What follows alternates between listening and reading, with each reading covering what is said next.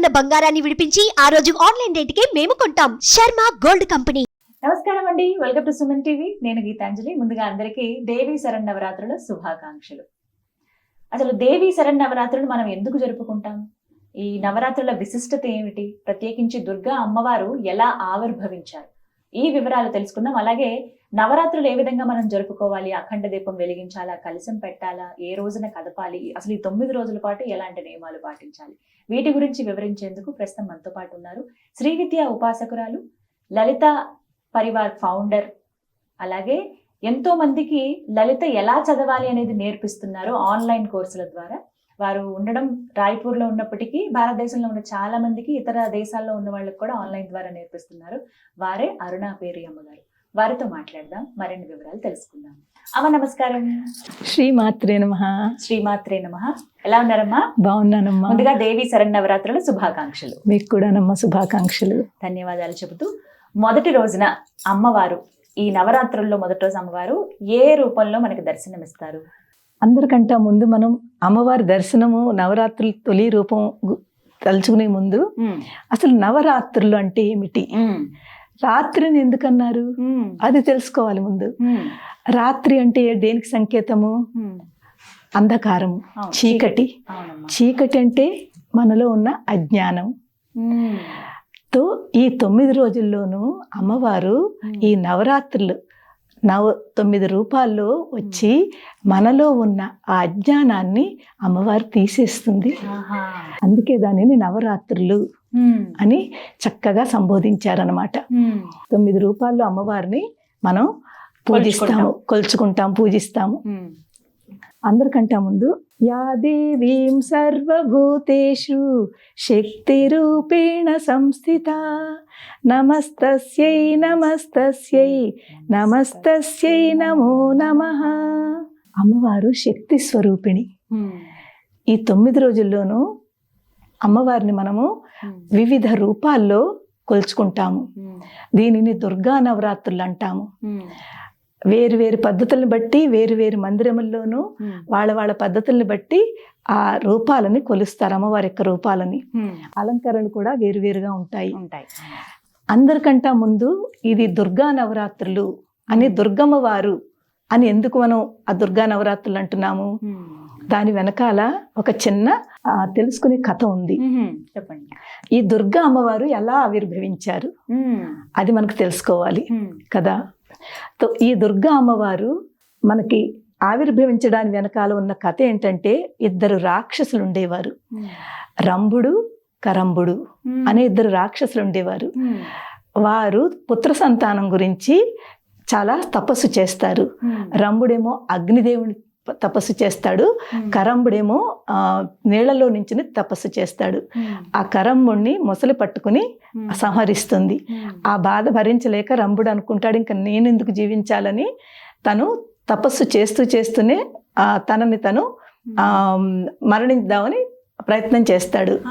ఈ లోపల అగ్నిదేవుడు ప్రసన్నం అవుతాడు. నాయన ఏం కావాలి కోరుకో అంటాడు. ఈ రాక్షసుల యొక్క కోరికలమ్మ చాలా విచిత్రంగా ఉంటాయి. అంటే వాళ్ళ కోరికలు, వాళ్ళ పనులు అన్ని విచిత్రంగానే ఉంటాయి.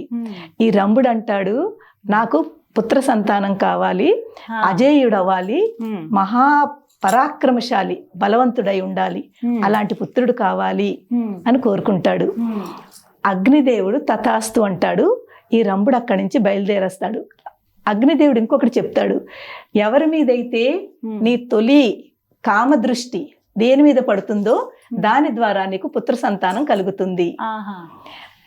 కామదృష్టి ఎవరి మీద పడుతుందో దాని ద్వారా నీకు పుత్ర సంతానం కలుగుతుంది అని. రంభుడు అక్కడి నుంచి బయలుదేరి వస్తూ ఉండగా ఆ రంభుడి యొక్క కామదృష్టి ఒక మహిష మీద పడుతుంది. మహిష అంటే గేదె. మహిష మీద పడుతుంది. ఎప్పుడైతే ఆ కామదృష్టి పడిందో అది గర్భవతి అవుతుంది. ఆ మహిష నుంచి పుట్టిన ఒక రాక్షసుడి పేరు మహిషాసురుడు. తో ఆ మహిషాసురుడు కూడా చాలా, ఎందుకంటే వరం పొందాడు కదా, అజేయుడై ఉండాలి, చాలా పరాక్రమశాలి, బలవంతుడు. తో అతను కూడా తపస్సు చేస్తాడు బ్రహ్మగారిని. బ్రహ్మగారి గురించి గొప్ప కఠోరమైన తపస్సు చేస్తాడు. తపస్సు చేస్తే బ్రహ్మగారు ప్రత్యక్షమయ్యి, నాయన నీకు కోరిక ఏమిటి చెప్పు అని అడుగుతారు. వాడు కూడా చాలా విచిత్రమైన కోరిక, నాకు మరణం ఉండకూడదు, నేను మరణించకూడదు అని కోరుకుంటాడు. బ్రహ్మగారు అంటారు, పుట్టిన ప్రతి మనిషి కూడా మరణించక తప్పదు, మరణం మాత్రం ఉంటుంది, ఇంకేదైనా కోరుకో అంటారు. అప్పుడు వాడు ఆలోచించి, ఏ పురుషుడు చేతిలోనూ నేను మరణించకూడదు. ఎందుకలా అన్నాడు? మహిషాసురుడి దృష్టిలో స్త్రీ అంటే అబల. స్త్రీ ఏమిటి చంపుతుంది? స్త్రీలో శక్తులు ఏముంటాయి? చేయలేదు కదా. స్త్రీ అబల కాబట్టి దానిలో ఏ శక్తి ఉండదు. అందు గురించి స్త్రీని వదిలేశాడు. స్త్రీ మాట ఎత్తకుండా ఏ పురుషుడి చేతిలోనూ నేను మరణించకూడదు అని కోరుకుంటాడు. బ్రహ్మగారు వరం ఇస్తారు. అప్పటి నుంచి ఇంక వాడిలో ఒక రకమైన గర్వము, పౌరుషము, కోపము అన్నీ పెరిగిపోతాయి.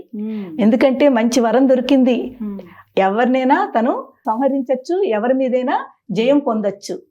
ఏం చేస్తాడు? పూర్తి స్వర్గాధిపతి అయిన ఇంద్రుడి మీదకి, దేవతల మీదకి అతను వెళ్తాడు. వెళ్ళి అందరినీ కూడా చాలా కష్టాలు పెడతాడు, చాలా బాధలు పెడతాడు. ఆ స్వర్గాన్నంతా కూడా తను ఆధిపత్యం తీసేసుకుంటాడు. ఇంద్రుని ఓడించి స్వర్గాన్ని తన చేతిలోకి తీసుకుని అక్కడ స్వర్గాధిపతి కింద కూర్చుంటాడు. పాపం ఈ దేవతలందరూ కూడా చాలా బాధపడుతూ, ఎందుకంటే వాళ్ళ దగ్గర ఏ పోస్టు లేదు, ఏ పొజిషను లేదు. అందరూ కూడా ఏమీ లేకుండా ఈ బ్రహ్మగారి దగ్గరికి, విష్ణువు దగ్గరికి, శివుడి దగ్గరికి వస్తారు. ముగ్గురిని ప్రార్థిస్తారనమాట, మాకు ఇలాగా జరుగుతోంది, మీరు ఏదైనా మాకు దారి చూపించండి, మా ప్రార్థనను మన్నించి మాకు ఒక చక్కటి దారి చూపించండి అని మొక్కుకుంటారు.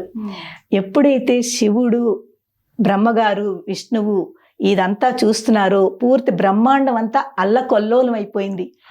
అందరినీ కూడా ఎలాగ బాధ పెట్టాలో అస్తవ్యస్తం చేసేసాడు బ్రహ్మాండాన్ని. ఇంకా నేను తప్ప ఇంకెవరూ లేరు అనే స్థితికి వచ్చేసారనమాట. అప్పుడు బ్రహ్మ, విష్ణు, మహేశ్వరు ముగ్గురు కూడా ఆలోచించి వాళ్ళ తపోశక్తి నుంచి ముగ్గురు 3 శక్తి తీసుకొచ్చి ఒక స్త్రీ కింద సృష్టించారు, ధారపోసారు. వాళ్ళ ముగ్గురు శక్తి ధారపోసి ఒక స్త్రీ సృష్టించారు.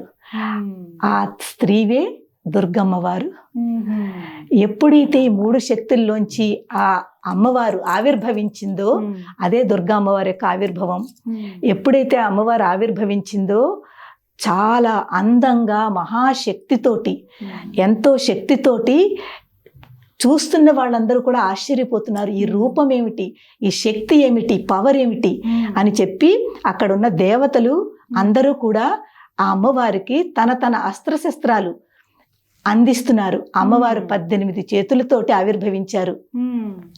బ్రహ్మగారు, విష్ణు అందరూ కూడా తనకి అస్త్రశస్త్రాలు ఇస్తున్నారు. అలాగే దేవతలందరూ కూడా అమ్మవారికి అస్త్రశస్త్రాలు ఇచ్చి పంపిస్తున్నారు. అమ్మా, నీ ఆవిర్భవము మహిషాసురుడనే రాక్షసుడిని వధించడానికి జరిగింది. నువ్వు తప్పకుండా తన మీద యుద్ధం చేసి నువ్వు ఆ యుద్ధం మీద విజయం పొందాలి అని చెప్పి ఆశీర్వచనం ఇచ్చి అమ్మగారికి చెప్తారు. ఆ దుర్గమ్మవారు ఏం చేస్తుంది? గట్టిగా నవ్వుతుంది. అంటే తన యొక్క ఆనందాన్ని బయటకి చూపిస్తుంది. దేని గురించి వచ్చిందో, ఎందుకంటే మహిషాసురుడనే అలాంటి రాక్షసుని తను వధ చెయ్యాలి. ఆ శక్తి స్వరూపము ఆవిడ ఒక గొప్పగా చక్కగా హాస్యం చేసి నవ్వుతుంది అనమాట. ఎప్పుడైతే నవ్విందో ఈ మహిషాసురుడికి ఆ నవ్వు వినిపిస్తుంది. ఇక్కడ నేను తప్ప ఇంకెవ్వరూ మాట్లాడే శక్తి, మాట్లాడే ధైర్యం ఎవరికీ ఉండదు కదా. అటువంటిది ఇక్కడ ఈ నవ్వు ఎక్కడి నుంచి వస్తుంది, ఎవరు నవ్వుతున్నారు ఈ నవ్వు అని తన దూతల్ని పంపుతాడు. ఆ దూతలు వచ్చి చూసి అమ్మవారి యొక్క రూపాన్ని, సౌందర్యాన్ని, ఆవిడ యొక్క శక్తిని చూసి ఆశ్చర్యపోయి వెళ్ళి చెప్తారు. ఒక స్త్రీ రత్నం అంటారు వాళ్ళు దాన్ని. ఒక స్త్రీ రత్నాన్ని చూసాము, చాలా శక్తితోటి ఉంది, చాలా సౌందర్యంతో ఉంది, ఆవిడ యొక్క నవ్వే మనకు వినిపిస్తోంది అది. మళ్ళీ దూతల్ని పంపిస్తాడు. ఆ దుర్గమ్మవారిని ఎలాగైనా తీసుకురా అంటే, దుర్గమ్మవారు కాదు, ఆ స్త్రీ శక్తిని తీసుకురా అని పంపిస్తారు. పంపించేసరికి అమ్మవారి దగ్గరికి వచ్చి వాళ్ళు చెప్తారు, ఇలాగ మా రాజు ముల్లోకాలకి అతను రాజు, ఇప్పుడు ఆయన తప్ప ఇంకెవరూ లేరు, అలాంటి వారు మిమ్మల్ని పిలుస్తున్నారు, మిమ్మల్ని వివాహం చేసుకుంటారట, రావాలని అడుగుతారు, కోరతారు. అమ్మవారు అంటుంది, ఇది అయ్యే పని కాదు, ఇది తగని పని, మీ రాజుకి చెప్పండి నాతోటి వచ్చి యుద్ధం చేయమని, యుద్ధం చెయ్యమని చెప్పండి అని చెప్పి పంపిస్తుందన్నమాట. సో వీళ్ళు వెళ్ళి అమ్మవారు ఎలా చెప్పిందో అలాగా అమ్మవారి యుద్ధానికి పిలుస్తోంది, తను వివాహానికి అంగీకరించలేదని చెప్పేస్తారు. ఇలాగా ఈ 9 రోజులు కూడా అమ్మవారు తొలి రోజు ఆవిర్భవించింది, ఆశ్వీజ పాడ్యం రోజుని ఆవిడ ఆవిర్భవించింది. ఆశ్వీజ పాడ్యం నుంచి నవమి వరకు 9 రోజులు ఈ మహిషాసురుడికి అమ్మవారి మధ్య యుద్ధం జరిగింది 9 రోజులు. అందుకే ఈ 9 రోజులు కూడా అమ్మవారు 9 రూపాల్లో వస్తుంది. 9 రూపాల్లో మనం ఆవిడ్ని కొలుచుకుంటాము. అదే నవరాత్రుల యొక్క వెనకాల ఉన్న తత్వం అన్నమాట. ఇప్పుడు మనము ఈ దుర్గమ్మ వారి యుద్ధం చేస్తుంది, అది ఎలాగా సంహరిస్తుందో అన్నది మనకు మధ్యలో ఒక ఘట్టం ఉంది, అక్కడ కనిపిస్తుంది. ఈ 9 రోజులు అమ్మవారు ఏ ఏ రూపాల్లో వచ్చింది, ఎలాగా మనకి అమ్మవారు. ఇక్కడ ఇంకొకటి విషయం అర్థం చేసుకోవాలి, అమ్మవారు భగవత్ తత్వం పరంగా ఆధ్యాత్మిక పరంగా ఏది జరిగిందో ఆవిడంతా మనం తెలుసుకుంటాము. కానీ మన వైపు కూడా ఆలోచించుకోవాలి, అమ్మవారు మనకి ఏం చెప్తోందా, ఏ మెసేజ్ ఇస్తోందా, మనలో మనం ఏం చెయ్యాలి. అమ్మవారు చేస్తున్న 2 కోణాలు, ఒక కోణం అమ్మవారి తరఫు నుంచి అయితే, రెండో కోణం మన తరఫు నుంచి ఆలోచించుకోవాలి. అప్పుడే దాని యొక్క ఆ భావన, మనం చేస్తున్న పూజకి అర్థము. అంతేకాని దుర్గా నవరాత్రుల్లో ఒక పుష్పం పెట్టేశాము, ఒక అక్షంతలు వేసేసాము, ఇది కాదు.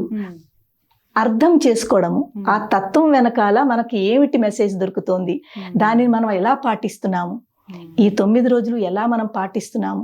ఎప్పుడైతే ఇది తెలుసుకుని, ఈ అర్థం తెలుసుకుని పూజ చేస్తామో తప్పకుండా పూజ ఫలిస్తుంది. ఈ విధంగా 9 రోజుల పాటు అమ్మవారిని మనం పూజించుకోవచ్చు కదమ్మా. అవునమ్మా. అయితే ఇక్కడ సందేహం ఏంటంటే, పీఠం పెట్టుకోవాలా, కలశం ఖచ్చితంగా పెట్టాలా, అఖండ దీపం ఖచ్చితంగా పెట్టాలా అని కొంతమంది అడుగుతూ ఉంటారు. అసలు వాటికి ఏమైనా నియమాలు ఉన్నాయా, నవరాత్రులు ఎలా జరుపుకోవాలి, ఎలా పూజించాలి అమ్మవారిని అని అంటే ఏం చెప్తారు? చూడండి అమ్మ, చాలా మంచి ప్రశ్న వేశారు. ఇది మనం అనుకునే ఒక సంకల్పాన్ని బట్టి ఉంటుంది. ఇలాగే చెయ్యాలని ఏమీ లేదమ్మా, ఓన్లీ కలశమే పెట్టి చెయ్యాలి తప్పదా, అలాగేం కాదు. పీఠం పెట్టాలా, అది కూడా కంపల్సరీ కాదు. కానీ దేవి ఉపాసకులని వాళ్ళు ఉంటారు, వాళ్ళకి ఆల్రెడీ వాళ్ళ పూజా విధానం ఉంటుంది. దాన్ని బట్టి నవరాత్రుల్లో వాళ్ళు ఈ 9 రోజులు నేను ఉపవాసం ఉంటాను, నేను ఇలా చేస్తాను అని వాళ్ళు సంకల్పించుకుంటారు పూజ ముందు. అలా చేస్తారు వాళ్ళు. కానీ అందరూ ఇలా చేయలేరు కదమ్మా, అందరూ అలాగే చెయ్యాలని ఏమీ అక్కడ మనకి రూల్ లేదు. అలాగ అవన్నీ పెట్టుకోకుండా కూడా నార్మల్గా చాలా సింపుల్ వేతో అమ్మవారికి పంచోపచారము, షోడశోపచారము. పంచోపచారం అంటే గంధం, పుష్పం, ధూపం, దీపం, నైవేద్యం, ఓన్లీ 5 అంతే. ఈ 5 అమ్మవారి అంటే మనం ఏ అమ్మవారైనా కూడా అమ్మ గంధం సమర్పయామి, మంత్రాలు కూడా అక్కర్లేదమ్మా. పుష్పం సమర్పయామి, ధూపం సమర్పయామి, దీపం సమర్పయామి, నైవేద్యం. చక్కగా పెట్టేది కూడా భక్తితోటి. అమ్మవారి భక్తిని చూస్తుంది, మీరు ఎంతలా చేస్తున్నారని చూడదు, భక్తి చూస్తుంది. అలా చేస్తూ పంచోపచార పూజ అయిపోయింది. చక్కగా అష్టోత్తరము జసా, మనకు 9 రోజులు 9 అలంకారాల అమ్మవారిని మనం పూజిస్తాము. తొలి రోజు బాలా త్రిపుర సుందరి, అలాగే రెండో రోజు మనకి దుర్గమ్మవారి, అలా పూజిస్తాం కదా. అష్టోత్తరాలు ఉన్నాయి, అన్నింటికి ఉన్నాయి. బాలా త్రిపుర సుందరి అష్టోత్తరము, వీలుంటే అష్టోత్తరం చదువుకోండి. అది కూడా లేదనుకోండి, చాలా చిన్నది. ప్రథమం శైలపుత్రీ చ, ప్రథమం శైలపుత్రీ చ, ద్వితీయం బ్రహ్మచారిణి, ద్వితీయం బ్రహ్మచారిణి, తృతీయం చంద్రఘంటేతి, తృతీయం చంద్రఘంటేతి, కూష్మాండేతి చతుర్థకం, కూష్మాండేతి చతుర్థకం, పంచమం స్కందమాతేతి, పంచమం స్కందమాతేతి, షష్టం కాత్యాయనీతి చ, షష్టం కాత్యాయనీతి చ, సప్తమం కాళరాత్రీతి, సప్తమం కాళరాత్రీతి, మహాగౌరీ చమష్టమం, మహాగౌరీ చమష్టమం, నవమం సిద్ధదాత్రీ చ, నవమం సిద్ధదాత్రీ చ, నవదుర్గాం ప్రకీర్తితాః. నవదుర్గాం ప్రకీర్తితాః. ఈ శ్లోకం అమ్మ అంటే ఈ 9 రోజుల్లోనూ 9 రూపాల్లో అమ్మవారు వస్తుంది. ఇలా ఈ శ్లోకం చదువుకుంటే చెప్పలేని ఎనర్జీ, ఆ పవర్ అంతా మనలో వస్తుంది. చదువుకుంటేనే ఎనర్జీ వచ్చేస్తుంది. అంటే 9 రోజులు ఈ ఒక్క శ్లోకం చదువుకున్నా చాలమ్మా. మీకు ఇంకెక్కువ పూజలు దీని గురించి కాకుండా చాలా మందికి భక్తితో మంత్రాలు రావు కదా. సో ఇవన్నీ కూడా కుదరదు. పాపం సిక్ పీపుల్ ఉంటారు, అవును. వాళ్ళు ఇవి కూడా చేయలేరు. వాళ్ళకు ఒక చిన్న ఒక్క నామము, ఒక మంత్రము, ఓం దేవి. మనకి తొలి రోజు ఏమిటి, బాలా త్రిపుర సుందరి కదా. ఓం దేవి బాలా త్రిపుర సుందరి అయి నమః. అంతే. ఏ రోజు దారు ఓం దేవి బాలా త్రిపుర సుందరి అయి నమః. అలాగా అనుకుంటే చాలు ఏమ్మా. ఇంత సింపుల్ గా మనం చేసుకుని మనం అనుకునే దాన్ని బట్టి ఉంటుంది. మన ఆరోగ్య అంటే మన శరీరం ఎంత సహకరిస్తుందో అంతే చెయ్యాలమ్మా. కుదిరితే చక్కగా కలశం పెట్టుకుంటారమ్మా. 9 రోజులు కలశం పెట్టుకునే ఆనమైతుంది. అఖండ జ్యోతి అంటే 9 రోజులు కూడా అది పూర్తిగా చక్కగా జాగ్రత్తగా వెలుగుతూ ఉండేలాగా 24 గంటలు రాత్రి కూడా వెలుగుతూ ఉండేలాగా అఖండ జ్యోతి పెట్టుకుంటారు. అలాగే అమ్మవారిని ఇలాగా 9 రోజులు కూడా అలంకరిస్తారు. ఒక్కొక్క రోజును ఒక్కొక్క అలంకరణతో అలంకరిస్తారు.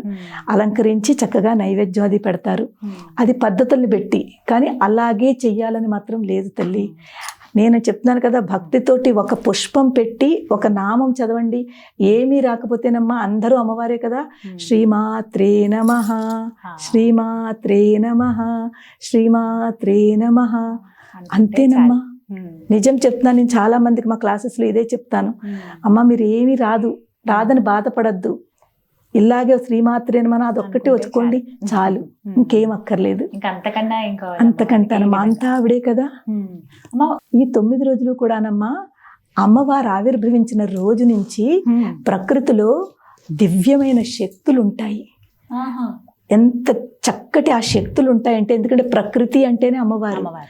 9 రోజులు కూడా ఆ శక్తులు ఎంత ఎక్కువ యాక్టివ్గా ఉంటాయి, చాలా యాక్టివ్గా ఉంటాయి. ఎప్పుడైతే మనం ఇంట్లో ఒక దీపం పెట్టి అమ్మవారి నామస్మరణ చేస్తున్నామో, ఆ బయట ఉన్న ప్రకృతికి మన ఇంట్లో మనకి ఆ కనెక్టివిటీ పెరుగుతుంది, కలుస్తాయి. ఇక్కడ ఉన్న ఈ శక్తులు మనం ఏదైతే మంత్రాలతో చేస్తున్నామో ఆ మంత్రాల నుంచి వచ్చే వైబ్రేషన్స్ శక్తి బయట శక్తులు కలుస్తాయి. కలిసి పూర్తి ఆ వాతావరణం అంతా కూడా చాలా శక్తివంతం అయిపోతుంది. మనకి, మన సొసైటీకి, మన రాష్ట్రానికి అంతా కూడా చాలా మంచి పాజిటివిటీ తీసుకొస్తుంది. అదనమాట. చేయటం వల్ల ఇవన్నీ అంతా. ఒక సందేహం, ఒకవేళ ఇలా కనీసం పీఠం కూడా పెట్టలేకపోయామండి, ఫోటోకి కూడా మేము పూజించుకునే అవకాశం లేదు అనేవాళ్ళు ఉట్టిగా ఉపవాసం ఉంటే చాలా, ఆ 9 రోజులు ఎలా చేసుకోవాలి? మానస పూజ. ఎంత చక్కటి క్వశ్చన్ అడిగారు. మానస పూజ ఇవేమీ అక్కర్లేదమ్మా. ఇక్కడుంది అమ్మవారు, ఇక్కడుంది. మీరు ఏమి ఫోటో వద్దు, పువ్వులు వద్దు, అలంకారాలు వద్దు, నైవేద్యాలు వద్దు. ఇక్కడ మానస పూజ చేసుకోవాలి. ఇక్కడ పంచోపచార పూజ కూడా ఇక్కడే జరుగుతుందమ్మా. ఇది చాలా తక్కువ మంది చెప్తారు. నేనైతే మానస పూజ ఎక్కువ చేస్తాను. చాలా ఈ పూజల కంటే ఈ పూజలకి ఎక్కువ ప్రాధాన్యత ఇయ్యను, కానీ మానస పూజ చాలా చేస్తాను. ఏంటంటే ఇది పృథ్వీతత్వము, మనకి మూలాధార చక్రం. లం పృథ్వీ తత్వాత్మికాయై శ్రీ లలితా మహాత్రిపుర సుందరి దేవ్యై నమః గంధం సమర్పయామి. ఇక్కడి నుంచి గంధం అర్పిస్తాను. దాని తర్వాత హం ఆకాశ తత్వాత్మికాయై శ్రీ లలితా మహాత్రిపుర సుందరి దేవ్యై నమః పుష్పం సమర్పయామి. యం వాయు తత్వాత్మికాయై శ్రీ లలితా మహాత్రిపుర సుందరి దేవ్యై నమః ధూపం సమర్పయామి. రం తేజో తత్వాత్మికాయై శ్రీ లలితా మహాత్రిపుర సుందరి దేవ్యై నమః దీపం సమర్పయామి. వం అమృత తత్వాత్మికాయై శ్రీ లలితా మహాత్రిపుర సుందరి దేవ్యై నమః అమృత నైవేద్యం సమర్పయామి.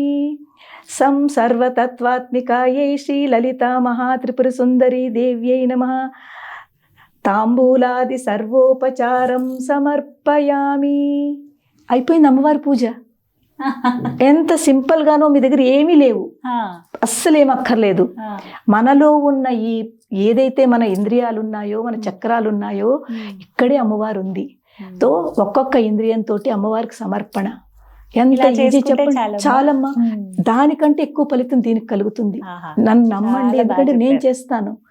నాకు ఈ పూజతోటి ఎక్కువ నాకు ఆ అమ్మవారి యొక్క కనెక్టివిటీ పెరుగుతుంది. అంటే ఇలా ఎప్పుడైనా ఏ సమయంలో అయినా ఇలా చేసుకోవచ్చా? దీనికంటూ తప్పకుండా నియమం ఉందా? నేను ట్రైన్ లో కూడా ఇలా చేస్తాను. ఎందుకంటే ట్రైన్ లో ఇవన్నీ ఉండవమ్మా. అవును, అవకాశం జర్నీలో ఉండదు. ఉంటాను, ఫ్లైట్ లో ఉంటాను, ఉమ్. ఇవేమి ఉండవు మనకి. మనం తప్పకుండా మన లోపల ఉన్నదే అమ్మవారికి మనం సమర్పించుకుంటూ భక్తితోటి, ఆవిడ చూసేది ఇదే చూస్తుంది. ఇవన్నీ ఆవిడకి అక్కర్లేదు, నువ్వు ఎంత భక్తితో చేస్తున్నావు అన్నది కావాలి. చక్కగా ఇలా అయితే చాలా చక్కగా చాలా చేసుకోవచ్చు నమ్మా. నవరాత్రులు అమ్మవారి ఇది అనుగ్రహం. ఇవన్నీ పోనీ లవం పృథ్వీ తత్వాయక ఇవన్నీ అనుకోవడం కూడా రాదనుకోండి. ఉమ్. ఇక్కడి నుంచే అమ్మా నా సర్వస్వము నీకు ఇస్తున్నాను, నేనే నన్ను నీకు సమర్పించుకుంటున్నాను, ఉమ్. నన్ను నీకు సమర్పించుకుంటున్నాను అని చెప్పి శ్రీమాత్రే నమః అంతే. నన్ను నీకు సమర్పించుకుంటున్నాను అంటే ఇది సరెండర్, నా సమర్పణ నీకు ఇచ్చేసాను. నువ్వు ఏది అనుకుంటే అది అనుకుని అమ్మ శ్రీమాత్రే నమః నన్ను నీకు సమర్పించుకుంటున్నాను అంతే. ఇది ఒక్కటి చాలు. ఈ ఒక్కటి ఎవరైనా అనుకోవచ్చు, ఎవరికైనా సులువే ఇది, చాలా సులువు. వాళ్ళైనా పెద్దవాళ్ళైనా. దానికంటే ఎక్కువ దీనికి అమ్మవారు చాలా చాలా గమ్ముని పలుకుతుంది. ఒక్క సందేహం, ఒకవేళ అప్పుడు ఏమన్నా ఆడవారికి పీరియడ్స్ ఇబ్బంది టైంలో అయినప్పుడు, అలాంటి సమయం నవరాత్రుల్లో అడ్డంకి వచ్చింది అనుకోండి, అప్పుడు అసలు అమ్మవారిని ఎలా తలుచుకోవచ్చా? అమ్మవారిని మనసులో తలుచుకోవచ్చమ్మా, తప్పేమీ లేదు. మనము దీపం పెట్టము, పూజ చెయ్యము, ఇలాంటివి చేయం అవును, కాబట్టి పవిత్రము. ఎందుకంటే మనము ఈ టైంలో వేరేగా మన యొక్క బాడీ అంతా కూడా వేరే రకంలో ఉంటుంది కాబట్టి మనము ఈ పూజలు అది చెయ్యము. కానీ మనసులో తప్పకుండా అమ్మవారిని తలుచుకోవచ్చును. మీరు చక్కగా శ్రీమాత్రే నమః శ్రీమాత్రే నమః మనసులోనే తలుచుకోండి. మీకు అయ్యో నేను పూజ చెయ్యట్లేదే అన్న బాధ కూడా ఉండదు. ఉపవాసం ఉండొచ్చా అమ్మ? ఉండొచ్చమ్మా. ఉపవాసం ఉండడానికి అది మనం రెండు రకాలుగా తీసుకోవచ్చును. ఒకటి ఆధ్యాత్మిక పరంగా నేను ఈరోజు ఉపవాసం ఉంటాను అనేది, ఒకటి శారీరకంగా సైంటిఫికలీ కూడా మనకు ప్రూఫ్ చేశారు ఉపవాసం మన శరీరానికి ఎంత మంచిదో. ఆ ఉపవాసం చేస్తే కూడా అమ్మవారు మీద తప్పకుండా వింటుంది, తప్పకుండా చేయొచ్చు. ఒకవేళ కుదరదు, ఇప్పుడు 5 రోజులు కదమ్మా, 5 రోజుల తర్వాత మళ్ళీ పూజ 4 days ఏనమ్మా, 5th day చేసుకోవచ్చు. 5వ రోజు చేసుకోవచ్చు, 4 రోజులే. ఇప్పుడు ఆఖరి 3 రోజులు అలా చేసుకోవచ్చా? తప్పకుండా మధ్యలో వస్తాయమ్మా మన ఆడవాళ్ళకి. ఎందుకంటే ఇది కూడా అమ్మవారే, ఆవిడ అన్ని చూస్తోంది, ఆవిడ అన్ని వింటుంది. కొంతమంది అయితే అంటారు అసలు మీరు ఎందుకు ఇవన్నీ పాటిస్తున్నారు, అమ్మవారే కదా ఆవిడే చూసుకుంటుంది అని కొంతమంది చేస్తారు. అది అలా చేసేవాడు కూడా ఉన్నారు. కానీ ఓన్లీ 4 days మీరు ఆపి 5th day నుంచి, అంటే ఫస్ట్ 1-2 రోజులు చేసిన తర్వాత అడ్డంకి వచ్చింది అనుకోండి, ఆ 4 రోజులు ఆగి 5వ రోజు నుంచి యాజ్ యూజువల్ గా ఎలా ఉందో అలా చక్కగా చేసుకోండి. ఆఖరి 3 రోజులు కూడా చేసుకోవచ్చు. తప్పకుండానమ్మా. మీకు ఈ 9 రోజులు కూడా ఫలితం దక్కుతుంది. ఎందుకంటే అడ్డంకు మనం కావాలని అనుకుంది కాదు, అది బై నేచురల్ గా వచ్చింది, అమ్మ ఇచ్చింది. ఆఖరి రోజు నీ కదపడం అవన్నీ ఎలా అమ్మ మరి? ఇది అదే చెప్తున్నాను కదమ్మా. యాక్చువల్లీ ఈ అమ్మవారిది మనం కలశం దీన్ని ఏదైతే ఎంత భక్తితో మనం అన్ని పెట్టామో అందులో కూడా భక్తి ఉండాలి. కలశం ఎందుకు పెడుతున్నాము, దాని వెనకాల కూడా చాలా పెద్ద ఇది ఉంది. ఆ పెట్టిందంతా కూడా చక్కగా నెమ్మదిగా 10వ రోజుని, విజయదశమి రోజుని 9 రోజులు అయ్యాక మెల్లిగా అమ్మవారికి పూజ చేసేసుకున్నాక ఒక్కొక్కటే నెమ్మదిగానమాట తీసేసి నీళ్ళల్లో కానీ ఎక్కడైనా, లేకపోతే చెట్టు కింద వేసేయండి. నేనైతే ప్రిఫర్ చేయట్లేదమ్మా నీళ్ళల్లో. నీళ్లు పాపం గంగని నీళ్ళని మనం చెత్త చేసేస్తున్నాము, కల్మిషం చేసేస్తున్నాము. ఆ కల్మిషం అవ్వకూడదని చెప్పి నేను ఏం చేస్తానంటే చెట్లకి అది ఎండిపోయిన తర్వాత అది మనకి చెట్లకి చాలా ఉపయోగము. అలా కొన్నాళ్ళు అలా ఉంచేసి చెట్లు వేసేయండి. తప్పకుండా ఆ కలశం నీళ్లు అన్నీ కూడా చెట్టులో పోసేయండి. ఆ కలశం నీళ్ళు ఇల్లంతా చల్లండి, చాలా మంచిది. తర్వాత మీరు తీర్థం కింద తీసుకోండి, మనకి మంచిది. అలాగే పువ్వులు అవన్నీ కూడా చెట్టులో వేసేయండి, ఎంతో మంచిదమ్మా. మనం నీటిని దూషితం చేసే కంట మనం మొక్కల్లో వేసుకుంటే చాలా మంచిది. ఈ విధంగా 9 రోజులు చేయాలమ్మా. ఖచ్చితంగా అమ్మవారి అనుగ్రహం ఉంటుంది, తప్పకుండా ఉంటుంది. మళ్ళీ 7 వరకు ఆవిడ క్షేమంగా చూసుకుంటుంది, మళ్ళీ ఆవిడ పూజ చేయించుకుంటుంది. తప్పకుండానమ్మా. ఇది సృష్టి స్థితి లయానమ్మా. మనకు అమ్మవారు ఆవిర్భవిస్తోంది అంటే ఏమిటి మనకు చెప్పుకుంటాం. ఇప్పుడు తర్వాత వస్తుంది మనకి ఆ అమ్మవారి యొక్క రూపం వచ్చినప్పుడు అప్పుడు చెప్పుకుందాము. సృష్టి స్థితి లయ ఈ 3 అయిన తర్వాత మళ్ళీ సృష్టి ఆవిడే రచిస్తుంది. అదనమాట. చాలా చక్కగా వివరించారమ్మా. ఎంతో అసలు భలే అనిపిస్తుంది మీరు చెప్తూ ఉంటే. నిజంగా అమ్మవారే కూర్చుని మాకు అన్ని నేర్పిస్తున్నారు అని ఉంది. నాకు కూడా చాలా సందేహాలు ఉన్నాయి, మిమ్మల్ని అడిగినవి కూడా నాకున్నవే. అందరి ఆడవాళ్ళు ఎలాగే కాబట్టి చేసుకోగలవా లేదా నవరాత్రులు ఎలా అనుకున్నాను, కానీ మీరు చెప్పిన దాన్ని బట్టి నాకు అర్థమైంది. సంతోషం. నమస్కారం. నమస్కారం. శ్రీ మాత్రే నమః. మాత్రే నమః.